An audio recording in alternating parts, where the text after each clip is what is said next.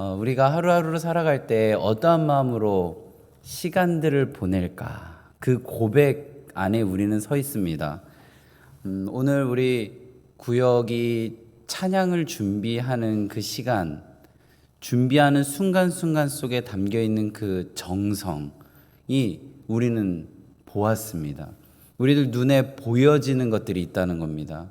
근데 그 보이는 것들을 우리는 어떻게 해석을 하느냐에 따라서 우리들의 마음 가운데 자리 잡는 것들이 달라지겠죠. 자, 제가 신명기 6장 4절과 5절을 외워보자고 했습니다.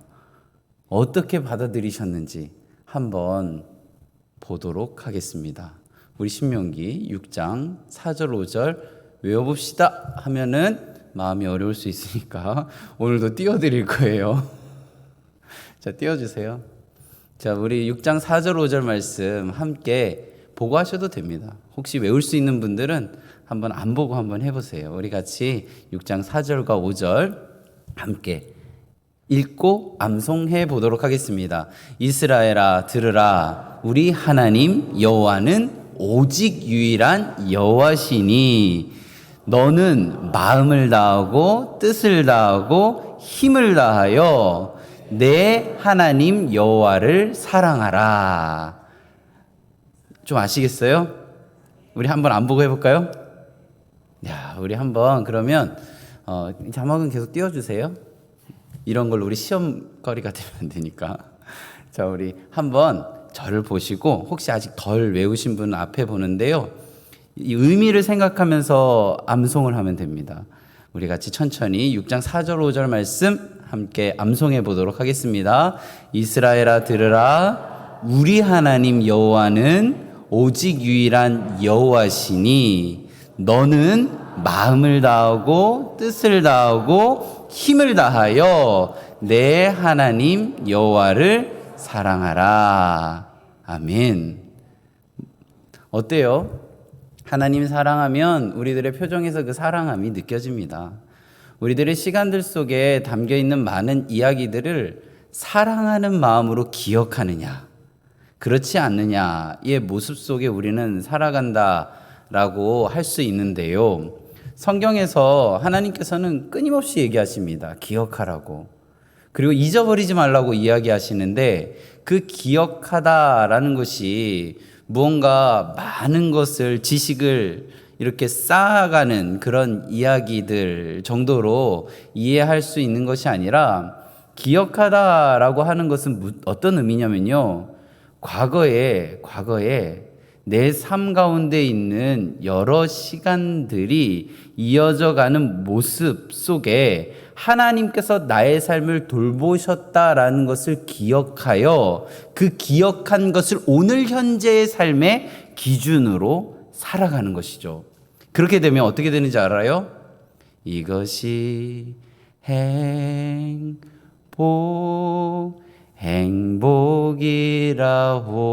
행복이라고. 이게 이웃집 사람의 이야기가 아니라 나의 이야기가 되는 거죠. 눈물 날 일 많지만 기도할 수 있는 이유가 뭔지 아세요?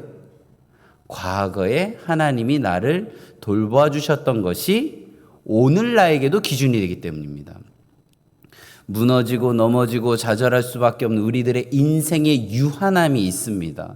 우리가 쓸 수 있는 24시간이라는 제한된 시간 속에 우리는 잠도 자야 되고 밥도 먹어야 되고 그리고 여러 사람들을 만나야 되는 여러 이 제한되어진 시간뿐만 아니라 오늘의 우리 속에 있는 이 육체적인 체력이라는 것의 한계를 경험하며 살아가는 우리들의 시간 속에 남을 미워하는 시간 좀 아껴서 남을 사랑하면 어떨까요?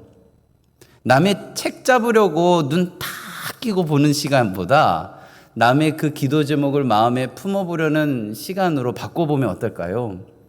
제가요, 요 코 옆에 뭐가 났거든요. 보이세요? 화면 크게 안 보이세요? 이런 이상한 거 보려고 하지 마시고 하나님께서 우리 강례교회에 어떠한 은혜의 흐름들을 이어가실까? 이런 것들을 보는 거예요. 그렇게 되면 과거에도 그러하셨듯이 과거의 그 큰 문제들이 지금 보니 하나님 안에서 은혜로 이어졌던 것처럼 오늘도 그 과거의 은혜의 하나님께서 오늘도 기준되어짐으로 이 시간들이 하나님 안에 이루어질 것이라는 생각으로 오늘 하루를 살아갈 수 있습니다. 오늘 제가 새벽 예배를 마치고 제 아내랑 이렇게 걸어가는데요. 저는 비둘기가 가지에 나뭇가지에 앉아 있는 것을 제 인생 40여 년에 처음 봤습니다. 비둘기가 나무에 앉아 있는 거 보신 적 있으세요? 저는 한 번도 본 적이 없어요. 너무 신기해가지고 한번 생각해 보세요. 비둘기가 이렇게 하면서 이 길거리 가는 거는 본 적이 있으셨을 텐데 나뭇가지에 앉아 있는 거 보신 적 있으세요? 제가 지금 없다라는 얘기를 강요하는 것 같은 분위기. 저는 처음 봤습니다. 진짜 처음 봤어요. 처음 봤는데요. 나뭇가지 이렇게 앉아 있는 거예요. 비둘기가. 그러니까 제가 너무 신기해서 제 아내한테 저거 보라고, 너무 신기하지 않아? 그러니까 아내가 뭐라고 하신지 아세요? 정말 저에게 깨달음을 주는 한마디를 남겼습니다. 그럴 만한 이유가 있겠지. 우리의 시간들 속에 무언가를 골똘히 생각할 때 하나님께서 이 시간 속에 담겨 있는 의미가 있겠지. 이 하나가 우리 안에, 우리 함께 했던 아까 찬양, 이것이 행복이라고 아시겠어요? 우리는 성경에서 끊임없이 하나님께서는 기억하라고 합니다. 내가 너를 어떻게 돌보았는지, 내가 너를 어떻게 여기까지 데리고 왔는지를 기억하라고 합니다. 그의 반대로 망각하다가 있어요. 망각하다. 잊어버리다라는 단어가 성경에 어떻게 쓰여지냐면요. 성경에서 하나님께서 살아갈 때 뭔가 우리들의 건망증의 모습을 잊어버리다라고 표현하는 것이 아니라 이렇게 우리 같이 예배드리고 기도해 하고 하나님 부르짖으며 나아갔는데 삶의 정확한 그 지점엔 하나님이 없을 때, 정말 중요한 선택의 시간에는 하나님이 없을 때 망각하다, 잊어버리다라는 표현을 씁니다. 오늘 우리 기도의 자리에서 하나님 기억하셨으면 좋겠습니다. 기도하면서 하나님 잊어버리지 않았으면 좋겠습니다. 오늘 우리가 하나님 안에서 기억해야 하는 이 시간들 속에 왜 우리는 기억해야 할까에 대한 물음에 이제 답을 함께 해보려고 하는데요. 이스라엘 백성들은 지금 신명기의 시간들이 어떤 시간이냐면 약속의 땅 가나안에 들어가기 전 바로 목전의 상황입니다. 하나님께서 아브라함에게서부터 시작되어진 그 긴 시간 속에서 약속하셨던 그 땅, 내가 너에게 보여줄 그 땅으로 가라 하였을 때 아멘하고 아브라함이 떠났던 그 땅에서 이제 40년 동안의 광야 생활을 마치고 정말 들어가게 되는 적과 꿀이 흐르는 그 땅 앞에서 이스라엘 백성들은 왜 내가 이 시간들을 어떻게 보내었는가에 대한 물음을 던지게 됩니다. 그래서 2절 말씀 우리가 함께 읽어보려고 하는데요. 우리 8장 2절 말씀 함께 신명기입니다. 함께 읽겠습니다. 내 하나님 여호와께서 이 40년 동안에 내게 광야길을 걷게 하신 것을 기억하라. 이는 너를 낮추시며 너를 시험하사 내 마음이 어떠한지 그 명령을 지키는지 지키지 않는지 알려 하심이라. 우리 평안할 때는 사실 하나님 잘 믿는다라고 이야기할 수 있습니다. 내 삶이 안정적일 때는 하나님 믿는 것이 사실 요동치지 않을 확률이 높은 상황 속에 있습니다. 왜냐하면 내 안에 허전함이 잘 안 느껴지거든요. 그런데 정말 내 안에 없음이 느껴질 때 그 없음을 나는 무엇으로 채우고 있는가? 그리고 내 안에 아무것도 보이지 않을 때 나는 무엇을 바라보며 가고 있는가? 내가 기도했는데 하나님이 나에게 응답 주시지 않을 때 나는 정말 하나님을 신뢰할 수 있는가에 대한 물음의 답을 찾기 위해 하나님께서는 이스라엘 백성들을 40년 동안 그 광야 길을 통하여 묻고 또 물었던 겁니다. 그 40년의 시간, 광야 아무것도 의지할 수 없는 그곳에서 농사 지을 땅도 없고 곡식 쌓아둘 창고도 없는 그곳에서 하나님께서는 때마다 시마다 먹이시고 입히셨습니다. 그게 바로 하나님께서 그 광야의 시간들 속에 반복해서 하신 이야기입니다. 정말 너의 손에 있는 것이 유한한 그것이 무한한 것이냐? 너의 손에 이 쥐고 있는 것이 언제든지 쥐고 있을 수 있는 것이냐? 오늘 집에 갈 때 주무시기 전까지 이 쥔 주먹을 한 번도 피지 않은 경험을 하신 분 있으면 저에게 카톡 주시면요. 제가 참 잘했어요. 이렇게 이야기해 드리겠습니다. 우리는 단 1시간, 2시간도 이 쥐고 있는 손을 유지하기가 어려운 인간입니다. 그런데 우리는 이것을 끝까지 쥐고 있는 것처럼 생각하는 삶을 살아갑니다. 그래서 하나님께서는 광야길을 주신 거죠. 광야가 정말 아무것도 없는 정말 고립의 시간, 고통의 시간이 아니라 하나님의 시선 안에서는 그것이 축복의 길이고 은혜의 길입니다. 내 안에 아무것도 없어진, 아무것도 안 보여진 그 자리가 바로 하나님이 하나님 되어짐이 내 안에 들어오는 시간이라는 것이죠. 그래서 하나님께서는 하나님 의지하는 방법을 알려주시는데요. 우리 3절 말씀 함께 읽겠습니다.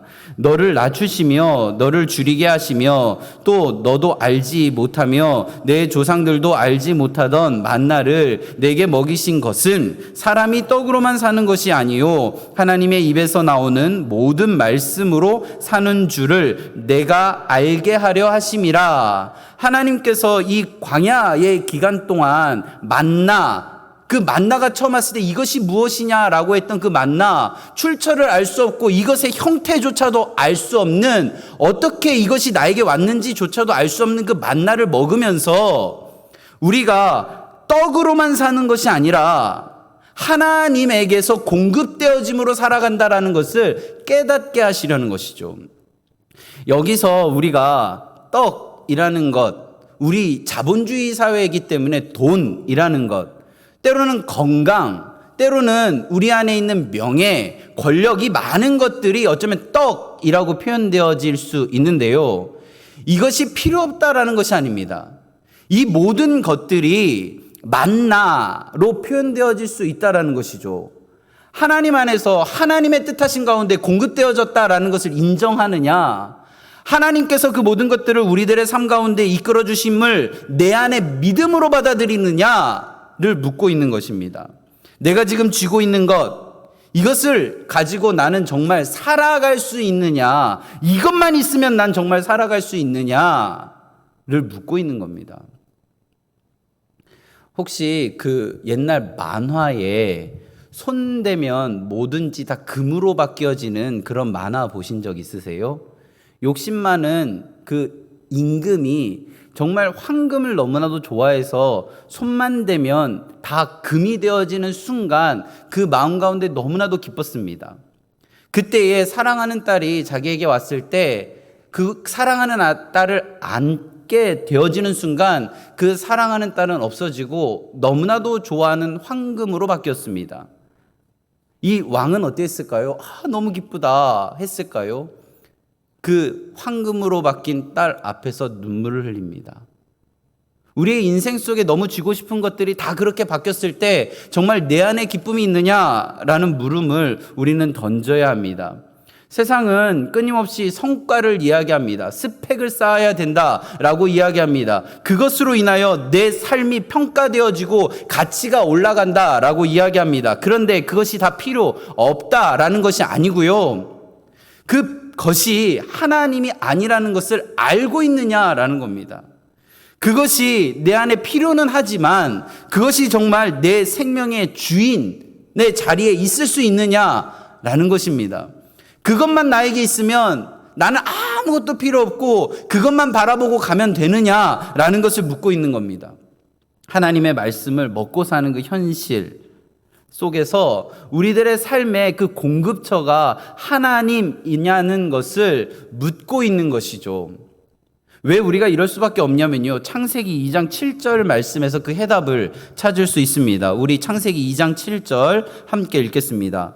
여호와 하나님이 땅의 흙으로 사람을 지으시고 생기를 그 코에 불어넣으시니 사람이 생명이 되니라. 사람은 처음에 움직일 수 없었습니다. 왜요? 생명이 없었으니까요. 흙으로 만들어졌습니다. 그 상황만으로는 우리는 아무것도 할 수 없었습니다. 아무리 멋지게 만들어졌다 하더라도 그냥 멋진 상태 그대로 끝입니다. 그런데 그 상황이 우리 지금과 같은 살아 움직임으로 바뀌어지는 지점이 하나 있는데요. 그 코에 생기가 들어갈 때 활력을 찾기 시작합니다. 그게 우리의 만들어진 모습입니다. 우리 안에 하나님의 생명이 들어가지 않으면, 하나님의 생기가 들어가지 않으면 공허함으로 바뀌게 되는 것이죠. 살아있지만 살아있지 않은 죽은 존재가 되는 겁니다. 에스겔 37장에 보면요, 여호와의 영이 에스겔 선지자를 어떠한 한 골짜기로 데려갑니다. 골짜기로 갔더니 뼈들이 어마어마하게 많은 곳으로 하나님께서 인도하셨습니다. 그런데 그 뼈의 상태를 보니까요, 다 말라 있었습니다. 그 말은 무엇이냐면 회생 불가능한 상태였다. 아주 오랜 시간 동안 이러한 상태였다라는 것을 보여주는 것이죠. 그래서 여호와 하나님께서 에스겔에게 묻습니다. 이 뼈들이 능히 살 수 있겠느냐? 눈으로 보니까요, 회생 불가 상태입니다. 이걸 어떻게 살릴 수 있지? 라는 물음이 들을 수 있는데요. 에스겔은 뭐라고 얘기하냐면 주 여호와여, 주께서 아시나이다 라고 이야기합니다. 그러자 하나님께서는 이렇게 이야기하시는데요. 우리 에스겔 37장 4절 함께 읽겠습니다. 내가 또 내게 이르시되 너는 이 모든 뼈들에게 대언하여 이르기를 너희 마른 뼈들아 여호와의 말씀을 들을지어다. 하나님께서 뼈들에게 말씀하라라고 이야기합니다. 마른 뼈가 완전히 회생 불가능한 상황을 살릴 수 있는 유일한 비결이 무엇이냐면 하나님의 말씀을 듣는 겁니다. 내 삶에 마른 뼈와 같이 쩍쩍 갈라지고 정말 회생 불가능한 상황으로 이것은 도저히 어떻게 할 수조차도 없는 답답한 그런 시간들과 자리가 있으신가요? 그 자리가 바로 하나님의 말씀을 들어야 하는 자리입니다. 정말 주저앉아서 힘조차도 내기 어려운 자리가 있으신가요? 그 자리가 바로 하나님의 말씀을 들어야 하는 자리입니다. 하나님의 말씀을 듣기 전에 선포합니다. 하나님의 말씀을 듣습니다. 그러자 어떻게 되냐면요, 뼈들이 서로 연결되어지기 시작합니다. 그 연결된 자리에 힘줄이 생기고 그 위에 가죽이 덮여집니다. 그것으로 끝난 게 아니에요. 말씀을 들었고 형태가 이제 갖추어졌는데 37장 5절 우리 함께 읽겠습니다. 주 여호와께서 이 뼈들에게 이같이 말씀하시기를 내가 생기를 너희에게 들어가게 하리니 너희가 살아나리라. 왜 형은 갖추어져 있는데요? 생기가 들어가야 산다라는 겁니다. 성령이 들어가야 산다라는 겁니다. 우리 강래교회 외형이 잘 갖춰져 있습니다. 너무 멋지죠? 그리고 한국의 교회가 몇 개인지 아세요? 저도 몰라요. 모를 정도로 많습니다. 오송이요. 여기서 보면 오송 보이잖아요. 빨간 십자가가 얼마나 많은지 아세요? 비행기 타고 하늘을 날아가면요, 한국의 반만 지나가면 십자가가 너무나도 많아서 외국에서 오는 외국인들이 무덤으로 착각할 정도로 십자가가 많은 나라가 우리나라입니다. 그런데 왜 한국 교회는 힘이 없나요? 왜 마른 뼈 상태로 회생 불가능한 상태일까요? 우리 강래교회는 어떤가요? 이 공간에 성령이 불어넣어져야 정말 하나님께서 원하시는 살아있는 공동체가 되는 겁니다. 우리의 가정은 어떤가요? 외형은 갖춰져 있습니다. 너무나도 멋지죠. 남들이 부러워하는 가정의 모습일 수도 있습니다. 그런데 그 모습이 왜 힘이 없냐면 성령이 들어가지 않았기 때문입니다. 오늘 이 밤에 우리가 그걸 놓고 기도해야 하는 겁니다. 내 삶의 자리가 마른 뼈의 상태와 같다면 하나님의 말씀을 듣고 하나님의 생기가 불어넣어져서 성령이 들어가서 하나님께서 허락하신 살아있는 공간이 되게 해달라고, 우리 강래교회를 위해서, 한국교회를 위해서, 열방을 위해서, 우리 가정을 위해서, 내 삶의 자리를 위해서 우리는 기도해야 합니다. 말씀이 들어가면요, 생기가 들어가면요, 삽니다. 오늘 성경은 9절에서 에스겔 37장 9절 말씀을 통해 우리들에게 말씀하시는데요. 우리 함께 읽겠습니다. 또 내게 이르시되 인자야 너는 생기를 향하여 대언하라. 생기에게 대언하여 이르기를 주 여호와께서 이같이 말씀하시기를 생기야 사방에서부터 와서 이 죽음을 당한 자에게 불어서 살아나게 하라 하셨다 하라. 그래서 생기가 불어 들어갔습니다. 어떻게 됐나요? 성경은 이렇게 이야기합니다. 큰 군대가 되었다고. 마하나임, 하나님의 군대의 모습을 갖추어 갑니다. 성경은요, 산다라는 표현이 숨을 쉬는 것 정도로 이야기하지 않습니다. 성경에서 산다라는 표현을 쓰려면요, 하나님의 관계가 이어져 갈 때 살아있다라고 표현합니다. 지금 이 자리가 왜 살아있는 공간인지 아세요? 이 공간에는 하나님과의 관계가 이어져 가고 있기 때문입니다. 하나님께서 허락하심 안에서 들숨과 날숨이 이어져 가므로 기도의 언어가 이어져 가고 있기 때문입니다. 저는요, 믿습니다. 하나님께서 우리 강내교회를 사용하실 것이라는 걸요. 왠지 아세요? 우리 강내교회는 들숨과 날숨이 있는 하나님과의 관계가 이어진 그러한 공동체이기 때문입니다. 저는요, 아무리 잘 먹어도, 아무리 잘 놀아도 다 필요 없다라고 생각합니다. 왜냐하면 하나님과의 관계가 없으면 아무 의미가 없습니다. 우리가 아무리 잘 먹으면 뭘 하겠어요? 숨을 쉬지 않고 있는데요. 아무리 잘 놀면 뭘 하겠어요? 숨을 쉬지 않는데요. 바로 죽습니다. 오늘 주님께서 말씀하실 때 우리 각오섬을 정합시다. 주님의 뜻하신 곳에 내가 있기를 원한다라고 고백하는 우리가 되기를 바랍니다. 하나님께서는요, 기억하라고 합니다. 과거에 그랬던 것처럼 오늘 기준 삼아 하나님께서 일하심을 기대하라 라고 이야기합니다. 과거에는 그랬는데 오늘은 그러지 않을 거야가 아니라 과거에 그랬던 하나님께서 남자만 60만 명이나 되는 이스라엘 백성들을 애굽, 당시에 가장 강대국이었던 애굽에서 출애굽 시키신 하나님이 오늘 정말 사방이 우겨쌈을 당하는 것 같은 어려움 속에 있는 나도 출애굽하듯이 구원하실 것이다 라는 믿음이요. 정말 믿지 않을 것 같은 내 아들과 내 딸이 정말 세상의 가치관으로 꽉 막혀 있는 것 같은 내 사랑하는 자녀들이 하나님의 손 만져주심으로 완전히 녹아들어가서 나보다 더 잘 믿는 아들, 딸이 될 줄로 믿습니다. 이런 거예요, 이런 거. 정말 안 될 것 같은, 정말 안 될 것 같은 것도 하나님이 만지시면 하나님의 방법으로 인도하실 거라고. 나도 바꾸셨는데요, 나도. 제가요, 목사 다우세요? 왜 대답을 안 하세요? 지금은 번듯하게 양복도 입고 그러잖아요. 과거의 인생을 보면 제가 목사가 될 거라고 저는 상상도 안 했습니다. 하나님이 하신 거예요. 여기 계신 분들 교회 다닐 걸로 태어나면서부터 작정하셨나요? 여기 뭐 장로님도 계시고 권사님도 계시고 집사님도 계시는데요. 아, 나는 호적에 올라갈 때부터 나는 장로가 될 거야. 이런 분들 계신가요? 우리들의 과거를 한번 보셔요, 과거를.